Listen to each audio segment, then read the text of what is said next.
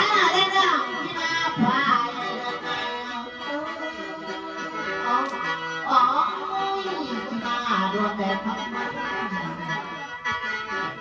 ด้อตึกมาบังหัวหาเวลาตึกมาหาหน่วยกวงเวลาเป็นยุ้ยแพ้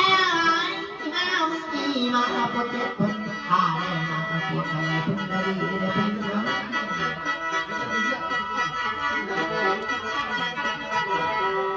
มาแล้วมาหนูเอาตัวเพื่อนสายลำบากในหนึ่งฟ้าเด้อท่านก็เจ็บยาโบแม่ปวดไข้ยาสุยอีพ่อมามึงอีเจ้าอย่าไปนั่งพี่จอยอย่างน้ำมันกับมาให้ลูกน้อยกับมาให้ลูกน้อยอยู่ในพันกันเดิมมาเด้อแพงมาเด้อมาแล้วท่านไว้ลืมมันสันทีให้มันแพงลงที่ไว้เด้อต้องอย่าฝืน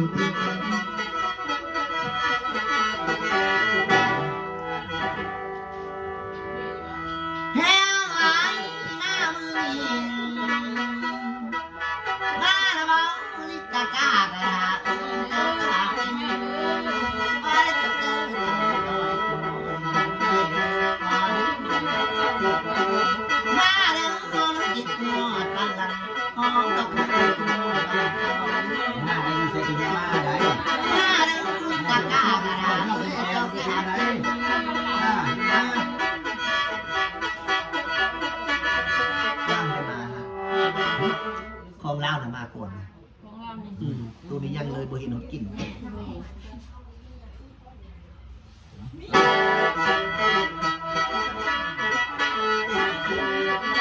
น้ำเอาเป็นพันเลยแต่ละคนน้ำมาให้พวกได้เอาไม่พวกได้ทุกคนเลยแพ้ไอ้หน้ามันแล้วเรื่องมันมีเจ้าย่าข้างร้อยก็มาเจ้าย่าสิเรื่องมันคือยังไงใส่เลยทิ้งเนื้อมาเด้อมาแล้วยืดมันสั้นขี้มันเทียงลุ่มเสียเด้อหาหน่อยมาคนเดียวยังไงคนนี้ก็มาให้พูดไหนแค่เอ้ยมาแล้วมาคุณอาท่านก็เลยกากาหาเจ้ากาเป็นเมียคนนี้ว่าไปน้ำเกลือบ้างไปแล้วเนาะมาแล้วมาอยู่ห้องกลัวเพื่อนสั่งกันมาแล้วว่าเดินทางไปเส้นตาเป็นคนละหน่วยได้เป็นเงินมาพอดีแม่นสั่งเศร้าบ่อะไรกัน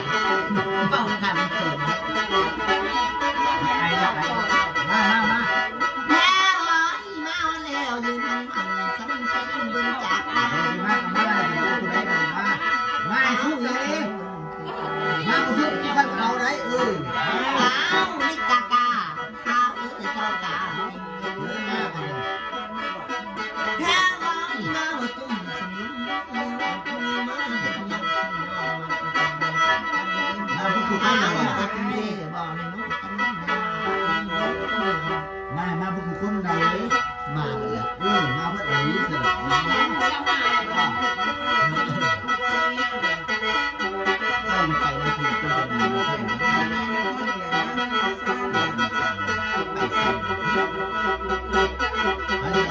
คือจะเป็นแล้วไปสิน้ำไปต่อพาขวัญตอนไทยนวลอ้าวจับเป็นเมียจับเป็นครูแก้วหัวเฮียงเฮียงมอนเวลาได้ไผ่เสียงเขาแค่จะเป็นครูแก้วหัวเฮียงเฮียงมอนหมออ้าวดึกมันสั่นที่มือจากวางมือแค่แม่งไปเด้อจะเป็นอาแก้วหัวเฮียงเฮียงมอนหมอไม่พอได้เป็นอายเลยได้อายเจ้าเป็นน้องเป็นอายอายอยู่บ้านเราไม่อยู่บ้านเอาเองหมดแล้วน้องนี้บอกดีแหละ น้องเล่นเป็นน้องล่ะ อ้ายผมเอาคนไหน ไอ้ผมบ่ได้มาเด็ดสมุนไพรเอามาให้บ่ได้บ่ นี่เอาอะไรวะ เมียเด๋บ่ เสียง ได้ บ่ได้ ใส่เด้ บ่ได้เลยเอาเมียเอากับเป็นน้ำไปน้ำกันแล้วหยิบอ ผู้ อก ชายเด๋ แม่ตาบ่ได้ ใช่ แม่แม่ว่า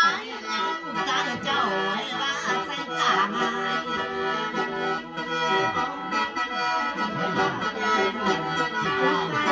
อ้าวเฮ็ดไปแล้วเก็บยาให้มันยาวมัน เฮ้ยบ้านเรานี่ของแท้มันก็ว่าเลย นี่มันลูกชายมัน อันนี้ก็เข้ามา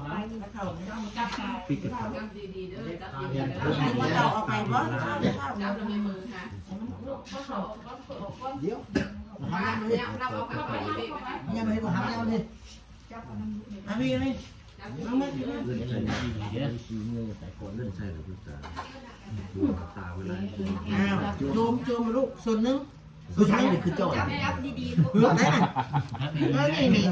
ดูเอาโจมขันลูกนี่โจมขันดิ ๆความบังกับตัวเด้หาไว้ความบังอยู่ทั้งตัวเด้ ไม่ได้โจม ว้ายผู้วันคือวันกินข้าวแล้วสมมติไม่ตาย โจม